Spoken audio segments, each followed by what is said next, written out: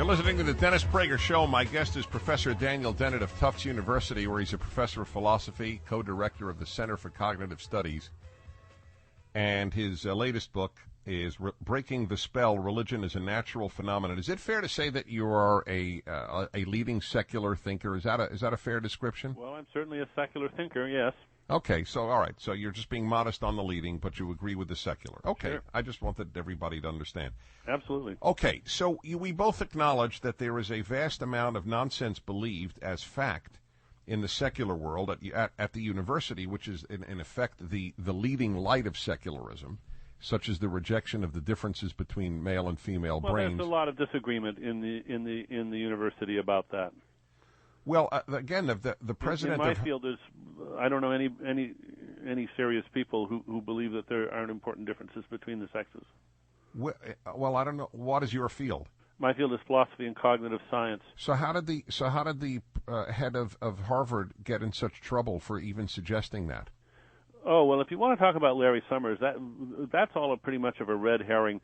Indeed, a group of faculty who really hated Larry Summers for many other reasons used that as a pretext. All right, but I don't think even the Harvard faculty, as a majority, did not accept the claims of the feminists who were opposing Larry on that. Well, then they have a worse problem than ignorance, and that is cowardice.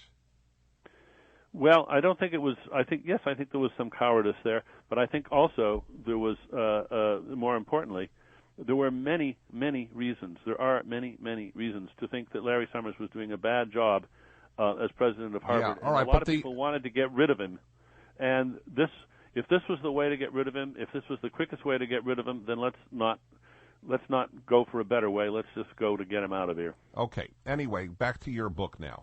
Yeah. So you want to apply science to faith, which is, again, I have no problem with that at all, but I have to go back to my original question. What can science instruct me about, or your discipline or any, about Dennis Prager's faith that Moses got the Ten Commandments on Sinai from God? Well, let's talk instead, or let me change the question very slightly, and let's say, why is it so important to Dennis Prager to believe this? Let's talk about how. Okay, that's fair. All right, good. Let's use your methodology on me. I'm willing to be your guinea pig. Okay. I have an answer to that. Yeah. It is important to me because I know from non-faith issues that without God behind "Thou shalt not murder," murder is not objectively wrong. Where did you get that idea? Oh, that's basic, because if there isn't a transcendent source for morality, morality is a matter of personal opinion. No, there's other options, you know. What are they? Well, there's such a thing as a communal reasoning which arrives at a decision about what the moral, what is moral and what isn't. And in fact, if we look at the history of religions over the last few thousand years, we see that there's been a huge evolution of what counts as moral. Nobody today, certainly nobody in America, would be happy living with the moral strictures of Leviticus. Well, like what? Well, like killing apostates, like there's no killing like of murder, wait. like people who commit adultery deserve death. Yeah, all right. Yes. People who are homosexual deserve death. Okay, I will answer that, although it's going to take us afield here. I just want to say there is a concept I know we all know of. I mean, I'm not bringing you anything new, of the concept of having something on the books and never utilizing it. There was no example in recorded Jewish history, at any rate, of any woman or man being stoned for adultery. It was on the books because in trying to create a monogamous society, it was the way in which Leviticus or any of the other books of the Pentateuch the 5 books of Moses, could say how severe the offense was. It was a way of saying how bad the offense was, but it was on the books rather than utilized. Mm-hmm. But in any event, I got it. Even if there is wait. We're getting away from my first challenge to you and yours to me.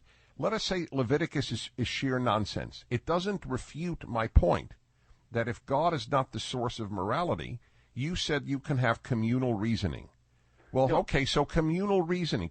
Germany had communal reasoning. South Africa had communal reasoning. If you look at the way in which our morality has been adjusted, softened, reinterpreted over the years, in Christianity, in Judaism, and for that matter in Islam, you see that practices that were deemed beyond the pale at one era come to be accepted, and vice versa. Things that were quite acceptable come to seem to be quite morally repugnant and wrong. And what explains this, of course, is that as times change and as people learn more things, they just come to see that by reasoning it out among themselves, they don't agree with some of the strictures that were written down or said to them before, and so they reinterpret them. And so there's been a process of reinterpretation going on for thousands of years. And I don't have any issue with that. Well, but it doesn't answer my challenge to you. You asked, why does Dennis want to believe that the Ten Commandments came from God? So I said, if they didn't come from God and they were just made up by men, then they are no more binding than anything else made by men. Why would they be binding if they came from God? Because God is a transcendent source that is not that I have claimed. I acknowledge that I have faith is a morally perfect source. Well, Tom doesn't agree with that. Who's Tom? Yeah, Tom is a friend of mine. He's always right, and he's a morally transcendent force, and he thinks you're wrong. Well, if he thinks he's a morally transcendent force, we have a good hospital for him. My point exactly. I don't get to play the Tom card. You recognize it. You don't even understand it as a move. Who do I get calling on Tom and saying, look, I just happen to know a guy who's always right, and he's a morally transcendent force, and he says you're wrong. Yeah, but he's a guy. But we both acknowledge he's a guy. So then we know that you've made that up. I acknowledge it's a leap of faith to believe that there is a God. But you also should acknowledge that if you and I, with the best of intentions, goodwill, we were trying to figure out what's right. Let's sit down and talk about what's right. And you say, well, I know what's right because God has told me what's right. I say, well, that's an interesting biographical fact about you, and I accept that, but that doesn't settle anything. I want to know, why does God think that's right? And now we're going to have a conversation. And I don't mind having that Tom card, and Professor, you don't get to play the God card. I don't mind having that conversation. I have a very simple statement that I don't think is really refutable, and that is, if morality is made up by men, then it can be refuted by men, and it is no more binding than cross at the green knot in between. We'll continue in a moment. I want to get your response on that. Daniel Dennett is professor of philosophy and co-director of the Center for Cognitive Studies at Tufts University. His book, Breaking the Spell, Religion is a Natural Phenomenon. I'm Dennis Prager.